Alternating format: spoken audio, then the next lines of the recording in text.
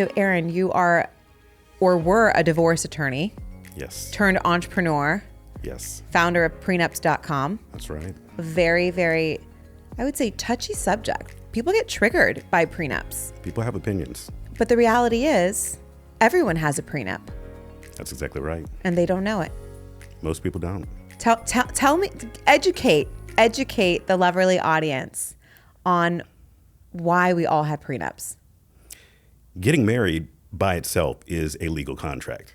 It's not just a legal contract, right? Like it's an emotional connection, it's a spiritual connection, but there's a reason that you go to the courthouse to get the license. It is a legal contract that you enter, and a prenup is essentially just the rules that govern your relationship and the financial elements of your relationship. And so you either choose your own rules, meaning you write your own prenup, or you are accepting the laws of the state where you happen to be living, which is what I call the default prenup. So you're either writing your own rules or you're accepting some default rules that come with some pretty serious downfalls.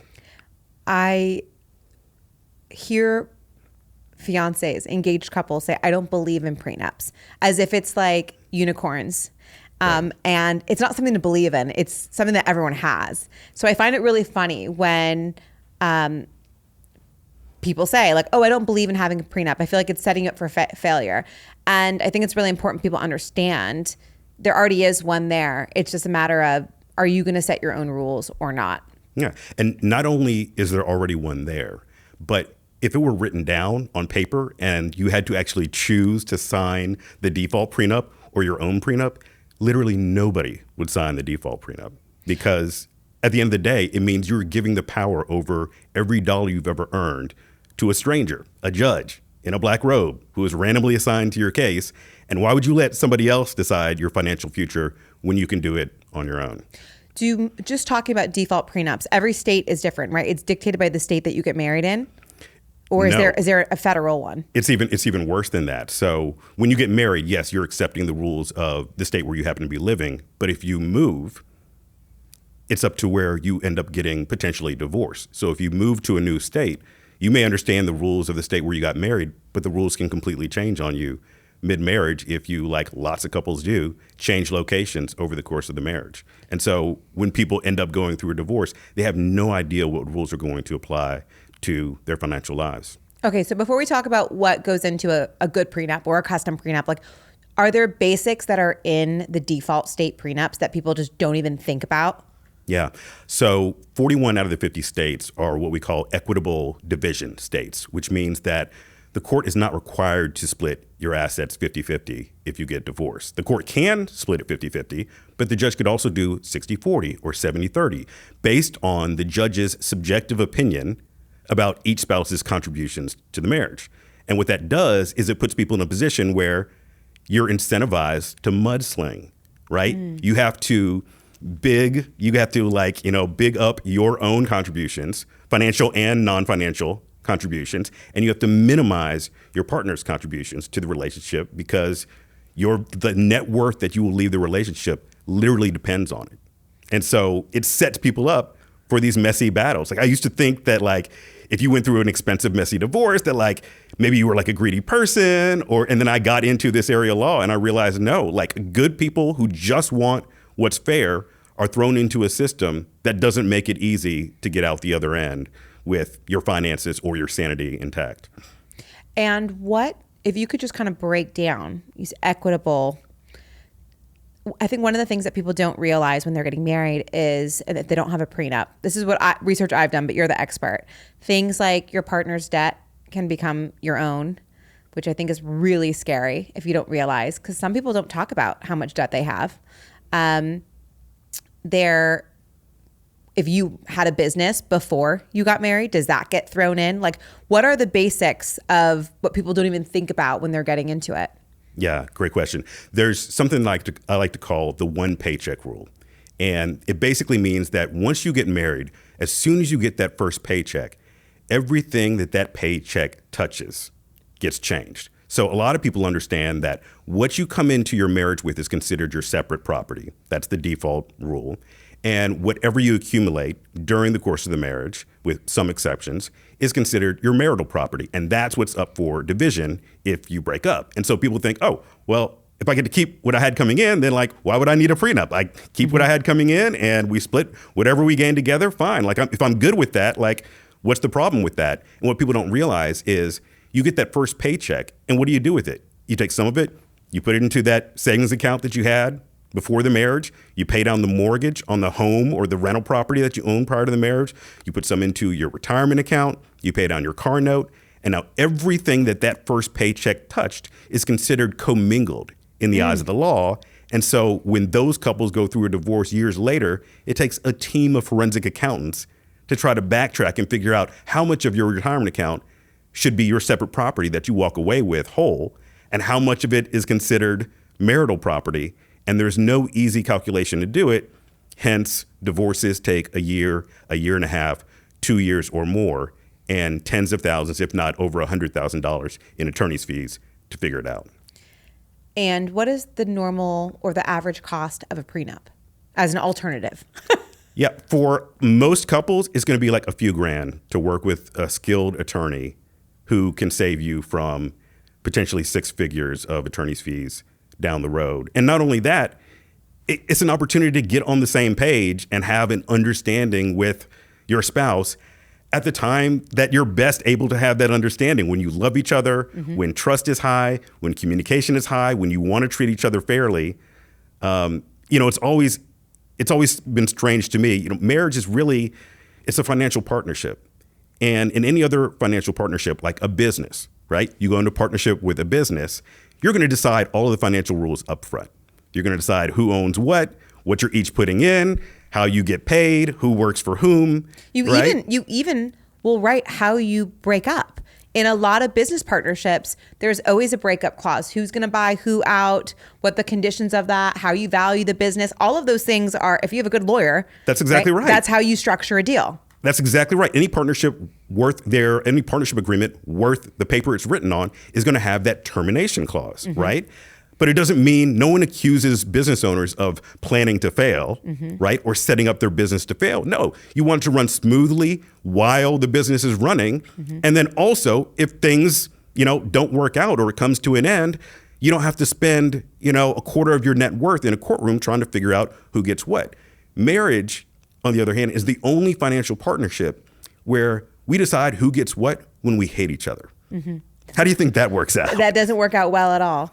So now you started prenups.com after years and years of being a divorce attorney. I'm sure you've seen some crazy shit. I've seen some things. Okay. Yeah. I would love if you could give us a couple highlights of just so we can get the people understand. Because again, going into marriage, everything's beautiful. We have rose-colored glasses on. We're really happy. People can't even imagine that their love of their life, their partner, their best friend, their one and only could end up being their adversary when it comes to this separation. I would love for you to tell me a couple horror stories, if you can, the highlight reel. One of the wildest divorces that I worked on was a case that lasted 4 years, including appeals, and our client alone paid over $1 million in attorney's fees over the course of that case. How big was the estate they were fighting over? Now, they were fighting over, tens of millions. But, and beyond just the financial cost, can you imagine the emotional cost of going through 4 years of litigation, people digging into your lives, lawyers looking through every page of your credit card statements and bank statements? Like, I know how many times you went to McDonald's and Chick-fil-A. Like, I count up the number of times you went to the bar, looking at your credit card statements, and it's just an absolute invasion of privacy that people don't understand. Like, everything that would be inadmissible or irrelevant in a court case in any other context is exactly what's relevant. Your private life, your sex life, all of this couple's kinks came out in the courtroom. And in Georgia, where I practice, you can have a jury trial for your divorce. So a bunch of strangers sat in a box and just listened for 2 weeks to these people spill out all of their dirty laundry. And if some of these people are like public figures, or they're well known in the community, or they own businesses, they're entrepreneurs. And all of that damage can trickle out to every other part of their life. Their kids find out about everything. Some of these people, they're famous. Talk about traumatizing. Right. And the details end up on the internet and in the blogs. And so, yeah, it can get bad. There's a misconception that prenups is for, like you said, celebrities, entrepreneurs, business people, you list it, athletes. But everyday people need to have a level of understanding of what is the contract of their marriage. Total common misconception that prenups are only for the rich. In fact, it's actually middle-class couples that benefit from having a prenup the most. If you're super wealthy and it costs you $100,000 in lawyer's fees, at least you can afford to pay it, right? But if you've got $500,000 between the two of you after half a year of marriage, are you really going to want to plunk down $50,000, $75,000 each toward lawyers and cut out a quarter of your net worth, just trying to fight for like what you deserve from the rest? And so it is totally worth it more for the middle-class couple, number one. And number two, it's not about what you have coming in. It's about what's up for division at the end. And so this couple that I told you about that spent, millions on their divorce, they really didn't have much when they got married. They got married in their 20s. They got divorced at, closer to 50. And that's when they accumulated all their wealth. And so that is the couple. If you are upwardly mobile, if you have a good career, if you're on a good trajectory, don't think about what you have in the bank account as of the wedding day. You got to think about where you might be 10, 15, 20 years down the line. I think some of the most famous celebrity couples everyone likes to talk about celebrities when it comes to prenups, but one thing I remember was how Jessica Simpson, she got the prenup with her at the time husband, Nick Lachey. And at the time, he had more money than her. That's right. And then I forget what it was, but she ended up making like hundreds of millions of dollars. And I think you might know more than I do on this, but I think the way it was structured was like more to protect him than it was to protect her. Yeah. And you never know going into the relationship who's going to come out on top. You never know. And another misconception, I think, is that prenups can only benefit the wealthier party, right? That it's just to protect the wealthy person's assets. But a lot of times, number one, you don't know who's going to be wealthier when it's all said and done. But also, there are things that the person who is less wealthy can ask for. If you're going to give up your career because your partner is going to make all the money and you're going to be out of the workforce for 10 years, if that marriage comes to an end, where's your financial security? You got to negotiate that up front. If you're going to marry the kind of person who believes that like after 10, 15 years of marriage that you should walk away with nothing, I'd rather know that on the front end. Oh, yeah. Rather than in the middle of a divorce case. Yeah. You're not going to, you want me to not work and build the home, but you're not going to value that work. You want to know that up front. That's a red flag for sure. Yeah. There's also a term that I wasn't so familiar with, but in doing some research I've learned and being in the wedding industry, which is a postnup, which is an agreement you can have after you get married. That's right. Can you tell a little bit about what that is and how it can be helpful? Is it the same thing as a prenup, but just happening afterwards? Yeah, there are some minor nuances, and certain states have different rules about postnups than they do about prenups. Sometimes they're harder to enforce, or they're held to a higher standard in terms of how fair they have to be. But for the most part, you can cover all the same things in a postnup that you can in a prenup. I find that there's a couple different flavors of postnup. One is the couple who they meant to do it before the wedding. They got caught up in wedding planning. They got busy. They didn't get it done. And they always meant to do a prenup, but they just get the postnup done, in the first year of marriage. And then there are the postnups where something has happened in the relationship and they're not ready to get divorced, but they need to set some ground rules as to what the financial rules of the marriage are going to be going forward. For example, husband cashes out his retirement account behind the wife's back and goes and, spends it up. Now, normally, without a prenup or a postnup, that couple gets divorced in the future. The wife's retirement is now up to be split, and the husband's retirement's gone. You can't bring back what's already gone, right? And so this couple that I work with, they didn't want to get divorced. Everything else was in the relationship was fine. They wanted to work through it. But the wife, rightfully so, was like, if we break up, I keep my retirement, you already spent yours, and the rest we can do 50-50 on everything else. But she needed that security to be able to move forward in the relationship. Sometimes it's an affair, it's infidelity, or it's something else that makes one person realize, oh, wait a minute, maybe I've been saving, diligently. Maybe now I have a business with partners and I need to protect them as well.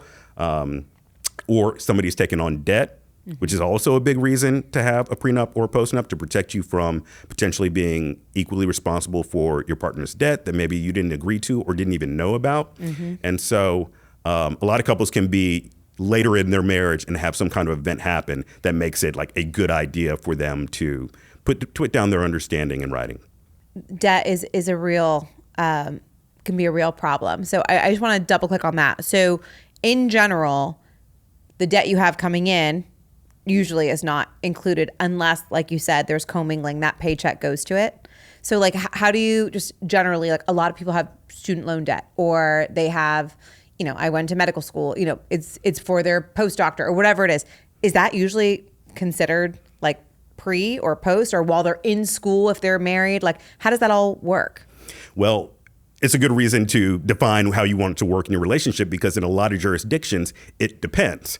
Normally, you take out student loan debt, the degree belongs to you, you can't split your degree, and so the court would normally say, all right, that goes back to you. But what if you helped put your partner through school? What if you worked extra so that your partner could go to school, and they got into a degree that is supposed to earn income that is going to support the family, and the other spouse sacrificed for it? A judge could come in and say, actually, you're on the hook for some of this debt, or you've got to pay back, some of the money. And so always think that, if you're going to have a big amount of debt on one side or the other of the relationship, or jointly, decide whose bucket it falls into. I mean, that's a reason in itself, just debt, to have the conversation. Right. Mine, yours, or ours. And it's a good idea to get on the same page about that.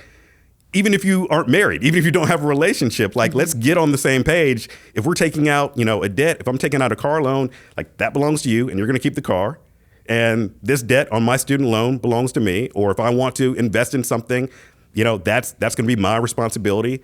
And just getting on the same page, I think that in today's world, it's so much more important for couples to decide what's mine, yours, and ours. In our parents' or grandparents' generation, people got married at age 20, 21. And that couple, they had nothing to their name. Maybe they had one car, one bank account between the two of them. They're starting from scratch. And today's couple, on average, people get married at age 29, 30 for a first marriage, often later than that. And that couple is likely to have 4 or 5 bank accounts each, 2 or 3 credit cards each, student loans in the tens or hundreds of thousands. Both of them have a car. Both of them have multiple retirement accounts. Somebody's got equity in a condo, ownership stake in a business. This is no longer like a startup. This is a corporate merger, right, in complexity. And you'd never do something of that complexity without putting something down in writing, yet we do it in marriage all the time. Okay, so now enter prenups.com. So you have made it possible for everyday people to get prenups, and you're very passionate about demystifying the prenup. So people stop thinking about it as a yucky conversation to have, but rather like a necessity. If somebody is engaged, at what point do they actually start building their prenup? Like, walk us through an ideal situation. Okay, we're sold. It's important. Okay, number 2, how do we get it done and get it done without fighting or making it awkward? Yeah, great question. And my advice on this is maybe a little bit counterintuitive. I usually tell, if both parties are on the same page and they're both like, look, we need a prenup, then obviously it can go much smoother. But if you're the person that wants to bring it up and you're not sure how your partner is going to take it, I may not start with the word prenup. I may not lead with the word prenup, because we can all admit it's so triggering. It's triggering. And there's like so many, misconceptions or like negative, oh, you think we're going to split up. And that's what a lot of people will think. Instead, I might talk about what are the things that you actually want to accomplish first, right? Like, I'm coming in with, some credit card debt. I want to make sure that you're not responsible for that. You have your retirement that you had coming in. I want to make sure that like you're protected, on that end. If I have kids from another relationship, like you don't pay for the child support. Can we at least talk about like, how is the money going to flow? Are we going to put both of our paychecks into one bank account and maybe transfer out some spending money for each of us? Or are we going to deposit our income into separately titled bank accounts and then we both contribute into a joint account that pays for those are good conversations to have in bills. general, regardless of it being a prenup. You need to have that money conversation.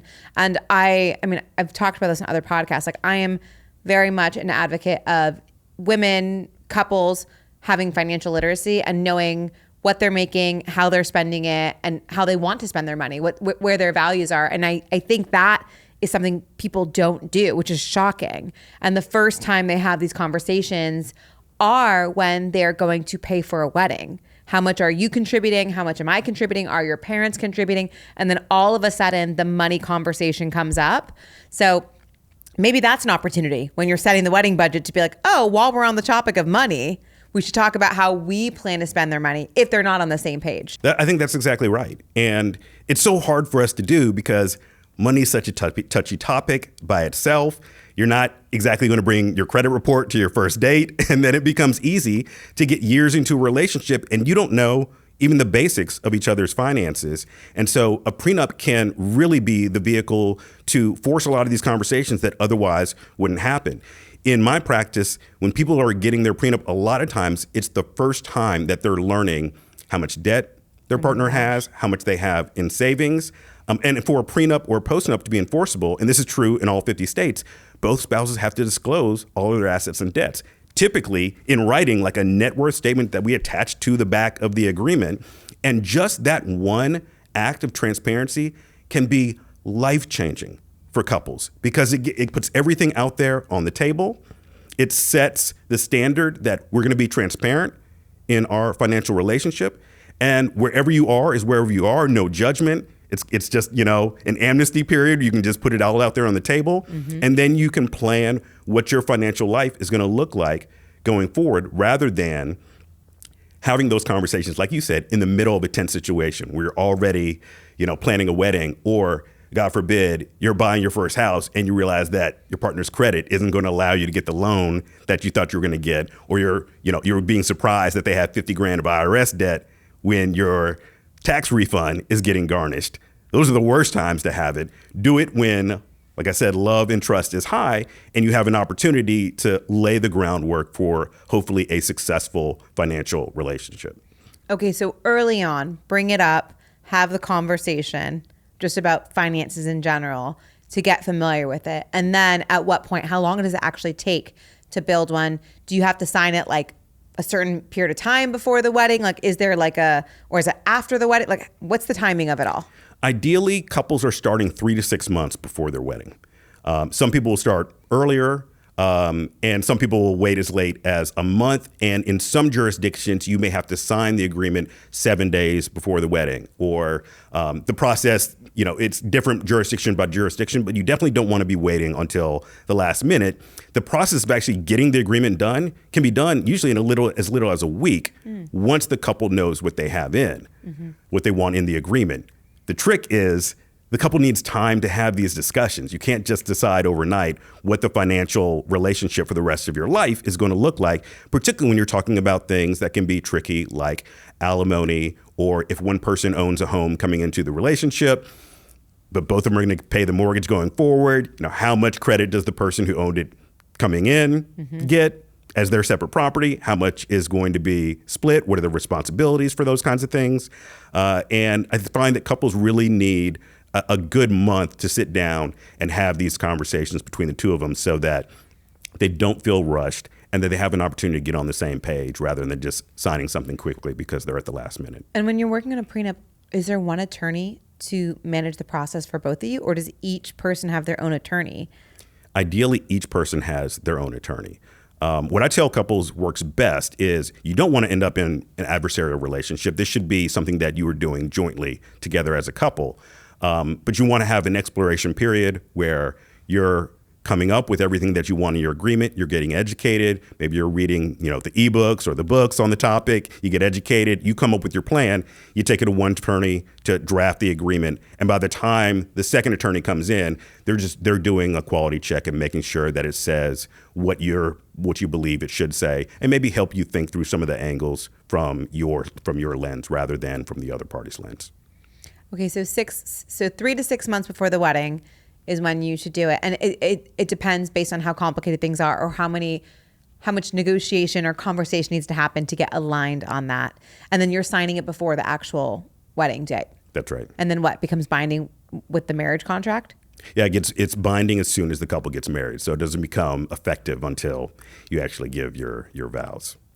I mean, I feel like I just got a masterclass, just the basics on this. And I know that, like I said earlier, you're very passionate about this. You have a lot of content out there that you've been putting to help kind of educate. If someone is interested in a prenup, obviously they can go to prenups.com. But how does someone work with you or someone on your team? Yeah, you can book online at prenups.com. And we have a special offer for your audience where they get half off the consultation fee by using the code Loverly. So, amazing. Thank you for that. We appreciate that.